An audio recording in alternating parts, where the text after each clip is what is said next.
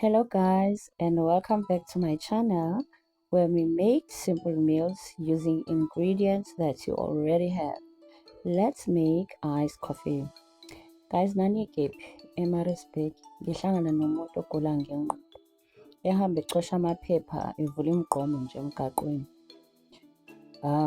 Bude buqamama nje nalapho kukhona omunye naye ugula ngengqondo mangibheka. Ushaya ama-spin kicks emgaqweni nje, it's like wayezama ukuba uJackie Chan or something. Then lo cosha amaphepha ngiseduzane naye, angibheka athi kimi, yo uboze eMaritzburg sisi, uzoyibona iy'nhlanya zakhona zinzani emgaqweni yaseMaritzburg.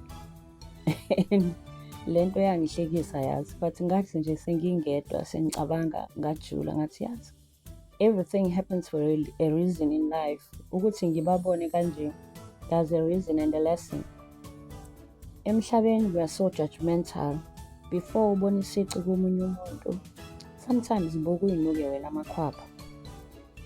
Before you judge others, because we are so big on judging others, thina singazihlolisisi sanga kahle. Thought provoking, ne?